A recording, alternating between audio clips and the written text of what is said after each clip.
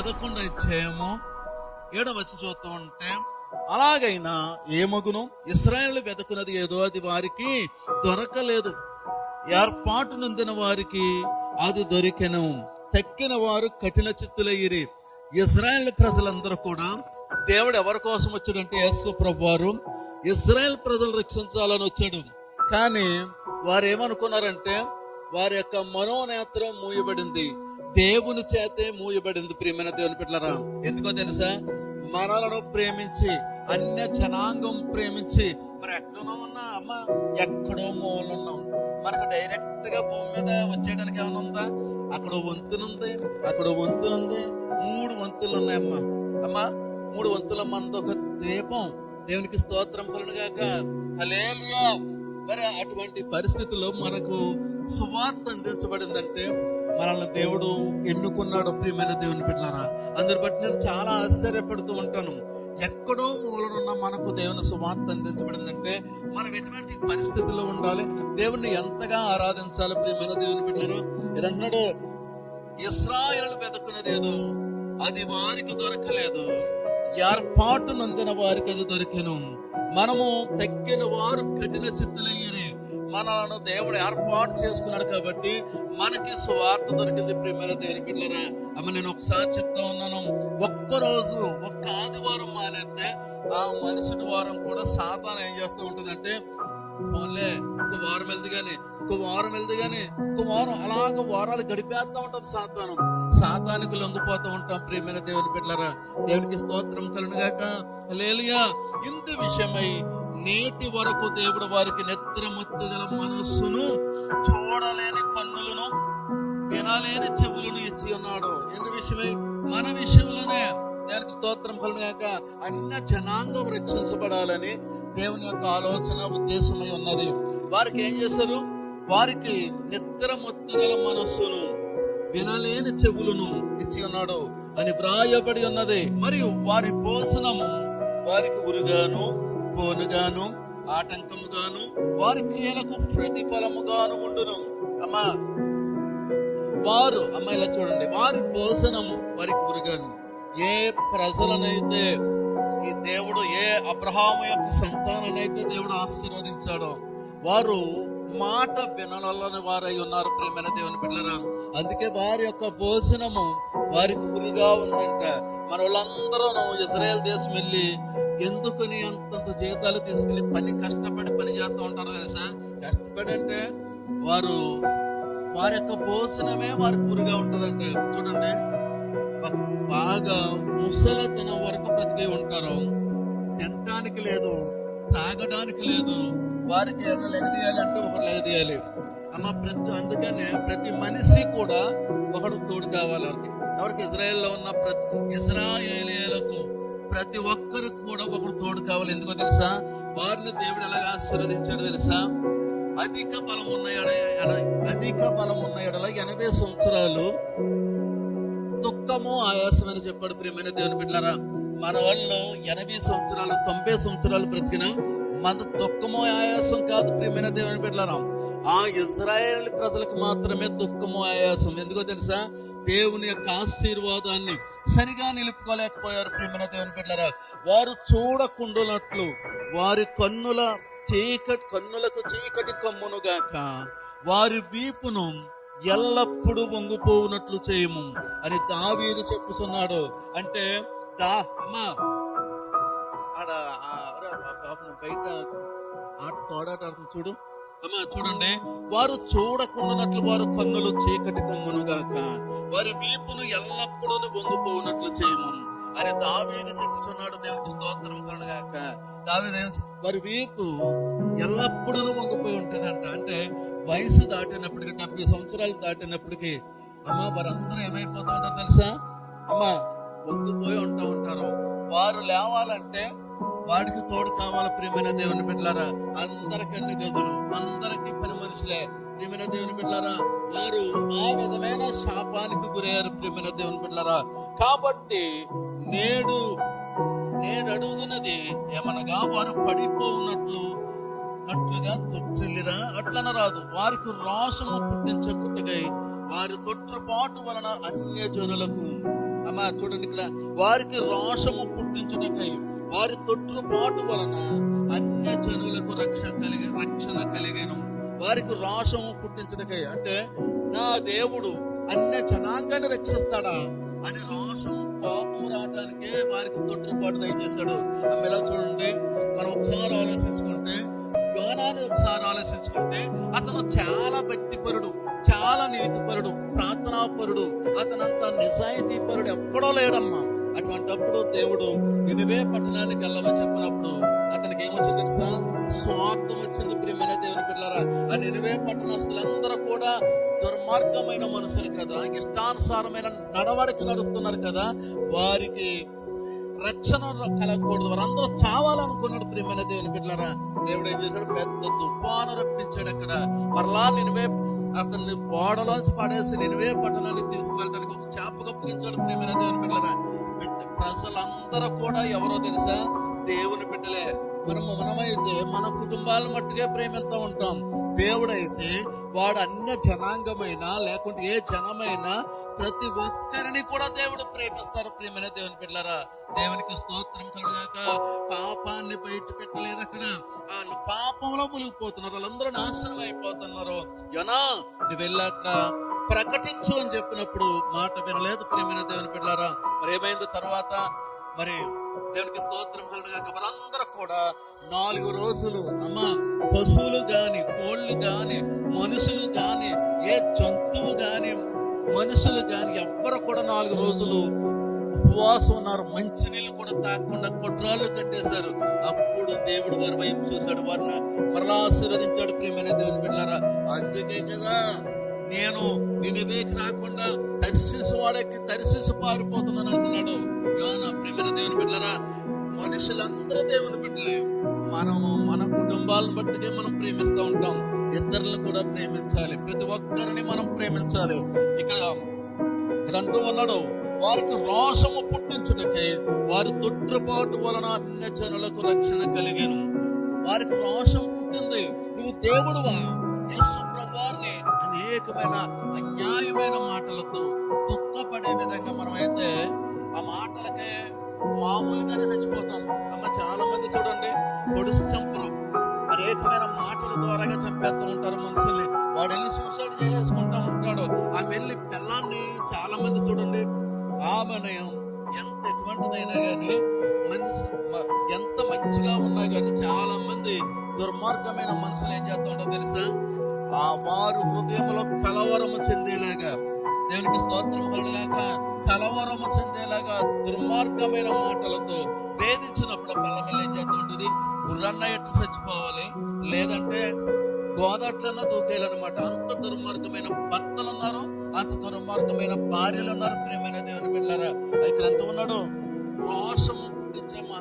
ఇక్కడ అంటూ ఉన్నాడు చూడండి ఒకసారి, వారి క్షీణ దశ అన్య జనులకు ఐశ్వర్యము అయిన ఎడల వారి పరిపూర్ణత ఎంతో ఎక్కువగా ఐశ్వర్యము కలుగును. అన్య జనులకు మీతో నేను మాట్లాడుచున్నాను.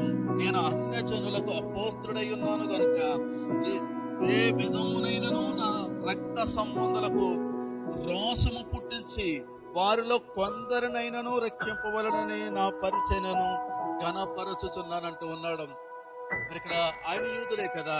ప్రియమైన దేవుని బిడ్డలారా, నా జనాంగాన్ని కొందరినైనా రక్షించాలని ఆశతో ఉన్నాడంట అపోస్తుడైన పౌలు. మరి నా జనాంగం కదా, ఇక్కడ మరి మనము కూడా మరి దేవుని జనాంగమే కదా. ప్రియమైన దేవుని బిడ్డలారా, మనం రోషము కలిగి దేవుని వెతకాలి. ప్రియమైన దేవుని బిడ్డలారా, రోషం అంటే విచిత్రమైన భూత మాటలతో కాదు. ప్రియమైన దేవుని బిడ్డలారా, రోషం అంటే మనం రోషము కలిగి మనం ఏం చేస్తాం తెలుసా? ఈ లోకానుసారమైన మాటలు విడిచిపెట్టేస్తూ ఉంటాం. ఈ లోకానుసారైన ఆలోచన మనుషులు చాలా మంది చూడండి నిందిస్తూ ఉంటారు. ప్రియమైన దేవుని బిడ్డలారా, అబండాలు వేసి బ్రతికినంత కాలం ఒక్కొక్క పిల్లం ఉందంటే అబండాలు వేసి బ్రతికినంత కాలము వేధిస్తూ ఉంటారు. ఒక్కొక్క మొగుడు ఉన్నాడంటే అదే టైప్ చేస్తూ ఉంటాడు. మరి ఎలా? ఇవన్నీ విడిచిపెట్టుకుంటేనే కదా దేవుని యొక్క రాజ్యం. ప్రియమైన దేవుని బిడ్డలారా, దేవునికి స్తోత్రము కలుగాక. సామెతల గ్రంథం 1వ అధ్యాయము, సామెతల గ్రంథం 1వ అధ్యాయము, 1వ అధ్యాయము 28వ వచనం చదువుతున్నాం. అప్పుడు వారు నన్ను గూర్చి మొర్ర పెట్టెదురు గాని నేను ప్రత్యుత్తరం ఇయ్యకుందును. నన్ను శ్రద్ధగా వెతకెదరు గాని వారికి నేను కనబడకుందును. అమ్మా, జ్ఞానము వారికి అసహ్యమాయను. యెహోవా యందు భయభక్తులు కలిగి ఉన్నట వారికి ఇష్టము లేకపోయాను. నా ఆలోచన విననల్లకపోయిరి. నా గద్దింపుకు వారు కేవలము తృణీకరించిరి. కాబట్టి వారు తమ ప్రవక్తనకు తగిన ఫలము అనుభవించెదరు. అమ్మా, ఏం చేస్తూ ఉంటారు? మాట వినకపోతేనంట తమ ప్రవక్తన అంటే మన యొక్క నడవడికి తగ్గ ఫలాన్ని అనుభవిస్తారని చెప్తా ఉన్నాడు దేవుడు. దేవుడికి స్తోత్రం కలుగుగాక. హల్లెలూయా. ఎంతకాలం దేవుడు చూస్తూ ఉంటాడు. ప్రియమైన దేవుని బిడ్డలారా, మనము పరిపూర్ణమైన మార్పు చెందాలి. వారు పరిపూర్ణమైన మార్పు చెందాడు. అపోస్తలుడైన పౌలు చాలా దుర్మార్గమైనటువంటి వ్యక్తి. అతన్ని చూడండి, అతనికి ఆయన మీద ఏగ వాడటానికి కూడా సరిపోదన్నమాట. అంత గొప్పవాడు, అంత దుర్మార్గుడు, అనేకమైన మందిని చంపినటువంటి వాడు. ఈ రోజుని చంటి బిడ్డల చేత కూడా అవమానపరచబడ్డాడు. ఆయన్ని కొట్టారు, కొరడాలతో కొట్టించుకున్నాడు. 10 మందిని కొట్టగల దమ్మున్న భక్తిపరుడైన, 10 మందిని ఒక్కసారిగా కొట్టగల ధైర్యవంతుడు, బలవంతుడు. 100 మంది అయినా పర్వాలేదు, అతనికి అంత బలమైనడు. కానీ చంటి పిల్లోడు తిరగబడితే వీళ్ళు క్షమించి ప్రభువా అని వెళ్ళిపోయాడు. ప్రియమైన దేవుని బిడ్డలారా, అంటే అంతా తగ్గింపు మనకు కావాలి.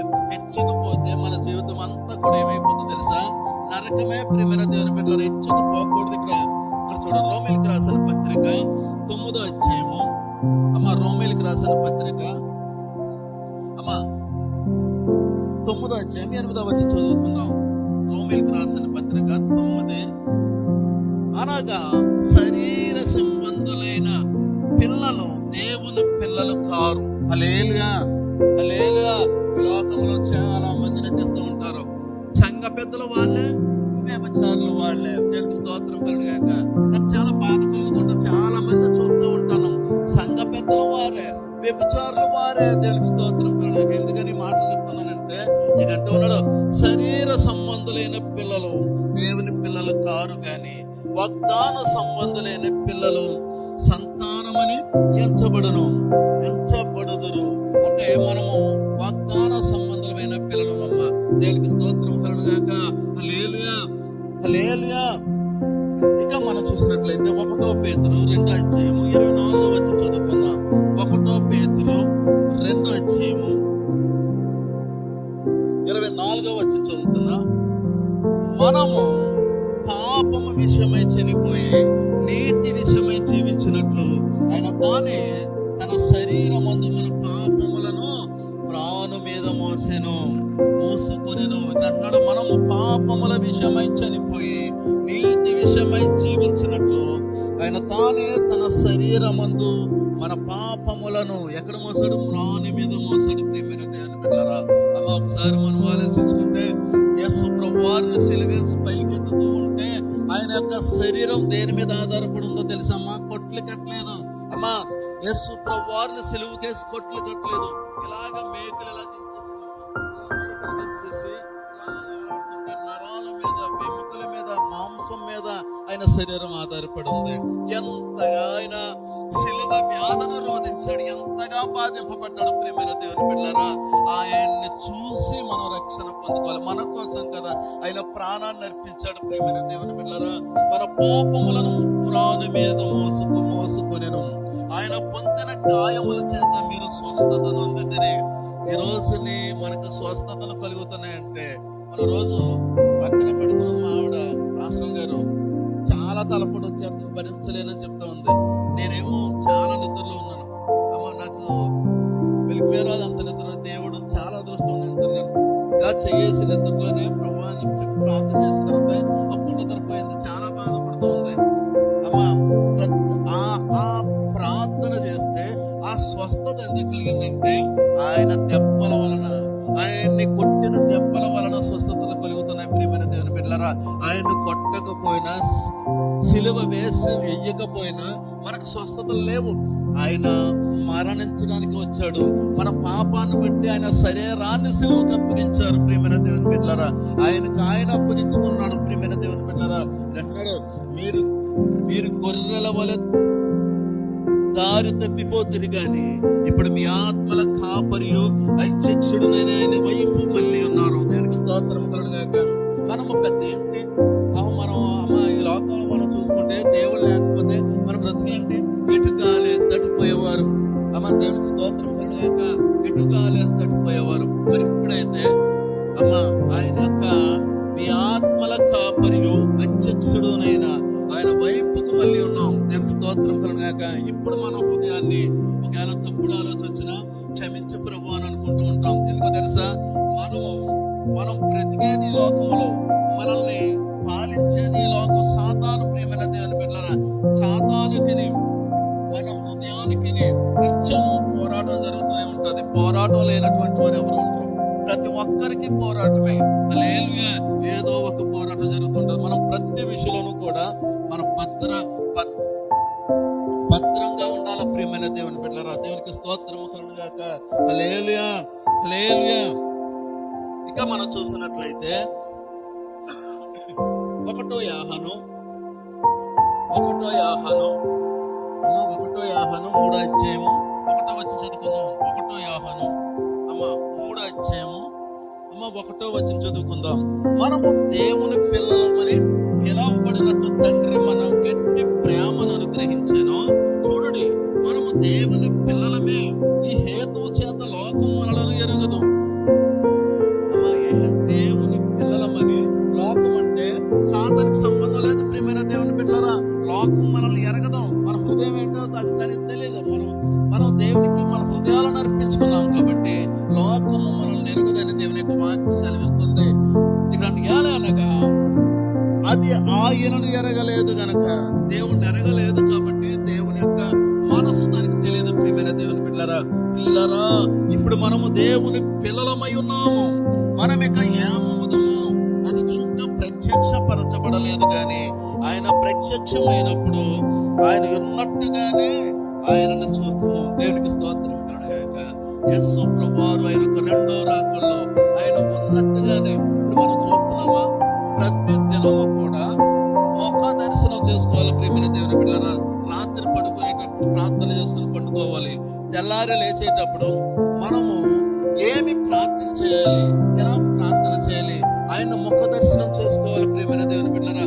దేవుణ్ణి ముఖ దర్శనం చేసుకోవాలి. చాలా మంది యేసు ప్రభువారు ఫోటోలు పెట్టి ఆయన అలా ఉండడేమో అంటూ ఉంటారు. దరిదాపు 24 మంది ఆర్టిస్టులు అందరూ కూడా యూదులు అలాగే ఉంటారు కదా. ఇప్పుడు అలాగే ఉన్నారు కదమ్మా, అప్పుడు అలాగే ఉంటారు కదా. ఆయన యూదులే. ఆయన యూదుల యొక్క శరీరాన్ని అనుసరించి వచ్చాడు కదా. యేసు ప్రభువారు అలా ఉన్నాడని చెప్తా ఉంటారు. మరి ముఖ దర్శనం ఎలా చేస్తాం మనం అంటే, ఫోటోకు దండం పెట్టమని నన్ను ఫోటోకు దండం పెట్టకూడదు ఎప్పుడు అంటే, ఆయన యూదుడు కాబట్టి ఆ ఫోటోలోనే ఉన్నట్టే ఉంటాడు ఇంచుమించులను. అందుకని మనము ఆయన ముఖ దర్శనం చేసుకున్నప్పుడు యేసు ప్రభువారిని పేసిన నేను 4-5 దర్శనాలు చూశాను. యేసు ప్రభువారిని, దేవునికి ప్రియమైన దేవుని బిడ్డలారా, ఆయన చూశాను. నేను అనేకమైన చిన్నప్పుడు చూశాను, ఎదిగిన తర్వాత చూశాను. నేను ఒక 16 years బ్యాక్ చూశాను. నేను మా అమ్మాయికి అనారోగ్యం అయితే ఆ పిల్ల కోసం నేను ప్రార్థన చేసినప్పుడు నేను చూశాను, దర్శనం చూశాను. ప్రియమైన దేవుని బిడ్డలారా, యేసు ప్రభువారు ఆ ఫోటో లాగే ఉంటాడు కానీ మనం ఆ ఫోటోకు మాత్రం దండాలు పెట్టకూడదు. ఎందుకంటే మనం మోకరెళ్ళి ప్రార్థన చేసుకోవాలి. దేవునికి స్తోత్రం. ముఖ దర్శనం చేసుకున్నప్పుడు యూదుడు కాబట్టి అయినా అదే విధంగా ఉంటాడని అర్థం చేసుకోవాలి ప్రియమైన దేవుని బిడ్డలారా. చాలా మంది మూర్ఖపు జనాంగం ఆయన్ని వ్యతిరేకిస్తూ ఉంటారు. దేవునికి స్తోత్రం. విగ్రహారాధన చేయొద్దంటే అంటే ఫోటోకి మనం దండ పెట్టకూడదు. ఫోటో మన ఇంట్లో ఉండొచ్చు, తప్పేం కాదు. దేవునికి స్తోత్రం కలుగుగాక. అది విగ్రహారాధన అవుతుంది అన్నమాట. మనము మోకరెళ్ళి ప్రార్థన చేస్తే దేవుని వైపు చూడాలా ప్రియమైన దేవుని బిడ్డలారా. మోకరెళ్ళి ప్రార్థన చేసేటప్పుడు మనం నిర్ణయించుకోవాలి ఒక నిర్ణయాన్ని. యేసు ప్రభువారిని మనం ముఖాముఖిగా చూసి మాట్లాడుతూ ఉండాలి. ప్రార్థన హల్లెలూయా. ప్రియులారా, ఇప్పుడు మనము దేవుని పిల్లలమై ఉన్నాం. మనం ఇక ఏమవుదామో అది ఇంకా ప్రత్యక్షపరచబడలేదు కానీ ఆయన ప్రత్యక్షమైనప్పుడు ఆయన ఉన్నట్టుగానే ఆయనను చూద్దాము గనుక చూద్దాం. ఆయన ఉన్నట్టుగానే చూద్దాం. మనం బ్రతికినంత కాలమైన ఆరాధిస్తూ ఉన్నాం కాబట్టి ఆయన్ని కొత్తగా చూసేది ఏమీ లేదు, పాతగానే కనిపిస్తూ ఉంటుంది. యేసు ప్రభువుని చూస్తానని మన హృదయ ఆనందభరితమై ఉంటుంది. ఉంటుంది ప్రియమైన దేవుని బిడ్డలారా. కనుక ఆయనను పోలి ఉందమని ఎరుగుదుము. మనం ఎవరిని పోలి ఉన్నాం? ఆయన మన శరీరాకారంలో ఉన్నాడు కాబట్టి మనము ఆయననే పోలి ఉంటాం. యేసు ప్రభువారు మన పోలికలోనే ఉన్నాడు ఆయన. మనం అంటే అంత అందగాళ్ళు కాదు కాబట్టి, యువతులందరూ తెల్లగాను చెట్టుగా ఉంటారు కాబట్టి ఆ విధమైన పోలిక కలిగి ఉన్నాడు. అంటే మనిషి యొక్క పోలిక కలిగి ఉన్నాడు ప్రియమైన దేవుని బిడ్డలారా. అందుకని మనం ఎరగనటువంటి వాడు కాదు యేసు ప్రభువారు. ప్రతి దినము ఆయన మనం ఏం చేస్తాం? ముఖ దర్శనం చేసుకుంటూ ఉన్నాం ప్రియమైన దేవుని బిడ్డలారా. దేవునికి స్తోత్రం కలుగుగాక. హల్లెలూయా, హల్లెలూయా. 2 తిమోతికి రాసిన తిమోతి గ్రంథం నుండి 2 తిమోతి 3వ అధ్యాయము 16వ వచనం చదువుకుందాం. 2 తిమోతి 3వ అధ్యాయము. దైవజనుడు సన్నద్ధుడై ప్రతి సత్కార్యమునకు పూర్ణముగా సిద్ధపడి ఉండినట్లు దైవాదేశం వలన కలిగిన ప్రతి లేఖనమును ఉపదేశించుటకును ఖండించుటకును. హల్లెలూయా. దైవజనుడు ఏం చేయాలమ్మా? ఖండించాలి, ఉపదేశించాలి. అమ్మ ఎవరైనా తప్పు మీద చెప్పకపోతే మనము పాపంలో పడిపోయినట్టే. దేవుని ప్రియమైన దేవుని పిల్లల తప్పుని చెప్పాలి ఖచ్చితంగా. అమ్మ ఇది తప్పు, ఇది ఒప్పు అని చెప్పే ధైర్యం దైవజనులకు ఉండాలి. వాళ్ళందరూ అపోస్తలులందరూ అలాగే చెప్పారు. దైవజనులందరూ కూడా అదే విధంగా పోయారు. మాకు పాస్టర్ గారు ఉన్నాడు, ఆయన ఎప్పుడు కూడా తప్పుని ఖండించలేదమ్మ. ఎప్పుడు అన్ని సమర్థించుకుంటా పోతా ఉంటాడు. అది చాలా అన్యాయం. నేనైతే సమర్థించిన ఆటంగానే ఎదురుస్తూ ఉంటాను. నేను తప్పని చెప్తా ఉంటాను. నేను ప్రియమైన దేవుని బిడ్డలారా, తప్పుగానే చెప్పాలి. ఇదంటూ ఉన్నాడు, ఖండించుటకును తప్పుదిద్దుటకును నీతి యందు శిక్ష చేయుటకును ప్రయోజనకరమై ఉన్నదంట. ప్రయోజనకరం అంటే వారు ఎవరైతే తప్పిదాలు చేస్తారో వారు ఏమవుతూ ఉంటారంటే వారి యొక్క తప్పిదాలను మానే దేవుని వైపు చూస్తారు. ప్రియమైన దేవుని పిల్లరా, దేవునికి స్తోత్రము కలుగుగాక. హల్లెలూయా, హల్లెలూయా. ఇక్కడ చూడండి, అపోస్తల కార్యాలు 1 కొరింథీ 2వ అధ్యాయం 4వ వచనం అయిపోయింది. 2వ అధ్యాయము 4వ వచనం చూసినట్లయితే, మీ విశ్వాసము మనుషుల జ్ఞానమును ఆధారము చేసుకొనక దేవుని శక్తి ఆధారము చేసుకుని ఉండవలెనని. మీ విశ్వాసము మనుషుల జ్ఞానమును ఆధారము చేసుకొనక దేవుని శక్తిని ఆధారము చేసుకుని. మన విశ్వాసంలో అంటే ఆయన ఎలా నడుపుతున్నాడు కదా, పాస్టర్ గారు ఎలా నడుపుతున్నాడు కదా అంటే మనుషుల యొక్క జ్ఞానాన్ని ఆధారం చేసుకోకూడదు. సంఘ పెద్దలు ఎలా ఉన్నారు కదా, సంఘ స్కూల్ టీచర్ ఎలా ఉన్నారు కదా అనే ఆలోచన మనకు రాకూడదు. ప్రతి విషయంలోనూ కూడా మీ విశ్వాసము మనుషుల జ్ఞానమును ఆధారం చేసుకొనక అనేకమైన మంది సాతాను చేత తప్పించబడి తప్పుడు బోధన చేస్తూ ఉంటారు. ప్రియమైన దేవుని బిడ్డలారా, అది మనం అనుసరించకూడదు. దేవునికి స్తోత్రం కలుగుగాక. హల్లెలూయా. నేను మాటలాడినను సువార్త ప్రకటించను జ్ఞానయుక్తమైన తీయని మాటలు వినియోగింపగా. చాలా మంది ఏం చేస్తూ ఉంటారు తెలుసా? తీయని మాట్లాడుతూ ఉంటారు. అంటే అక్కడ ఎచ్చకు మాటలు, నవ్వుకునే మాటలు, అయ్యోని ప్రతి విషయంలో ఆ మాటలు మనం పెట్టకూడదు. ప్రియమైన దేవుని బిడ్డలారా, పరిశుద్ధాత్మయు దేవుని శక్తియు కనపరచు దృష్టాంతములను వినియోగించి పరిపూర్ణులైన వారి మంచి జ్ఞానమును బోధించుచున్నాను. అది ఈ లోక జ్ఞానం కాదు, నిరర్థకులైపోతున్న ఈ లోకాధికారుల జ్ఞానం కాదు, కానీ దేవుని జ్ఞానము మర్మమైనట్టుగా బోధించుచున్నాను. ఈ జ్ఞానము మరుగై ఉండెను, జగత్పునాది ముందుగానే దీనిని దేవుడు మహిమ నిమిత్తము నియమించెను. దేవునికి స్తోత్రం కలుగుగాక. దేవుని జ్ఞానము మర్మమైనట్టుగా. అందుకనే వాక్యం చెప్పేటప్పుడు చాలా జాగ్రత్తగా వినాలన్నమాట. ఎక్కడైనా కొంత అల్లరి జరుగుతుంది అనుకో, అంటే అక్కడెక్కడ దైవజనుడు పాడైపోతూ ఉంటాడంటే దృష్టి అక్కడికి వెళ్ళిపోతే అతని యొక్క మనోజ్ఞానం పాడైపోతూ ఉంటుంది. ప్రియమైన దేవుని పిల్లలు, అందుకనే ప్రతి విషయంలోనూ కూడా వాక్యానికి చెవు ఒగ్గుతూ ఉండాలి. మనం ఎదుటివాన్ని ఇబ్బంది పెట్టకూడదు అనమాట. వాక్యం చెప్పేటప్పుడు చాలా భారంగా ఉంటుంది. ప్రియమైన దేవుని పిల్లలారా, మరి మనం ప్రతి విషయంలోనూ కూడా మనము ఏర్పాటు చేయబడిన జట్టులో ఉన్నామా, లేకుంటే పిలువబడిన వారు అనేకులు, ఏర్పడిన వారు కొందరే అని చెప్తా ఉన్నాడు ఇక్కడ. పిలువబడిన వారిలో మనం ఉండకూడదు, పిలువబడాలి, ఏర్పాటు చేయబడిన వారిలో మనం ఉండాలి. ప్రియమైన దేవుని బిడ్డలారా, దేవునికి స్తోత్రం కలుగాక. ఆ విధమైన మనస్తత్వం మనకు రావాలని దేవుని యొక్క వాక్యం సెలవిస్తుంది. వాక్యాన్ని దేవుడు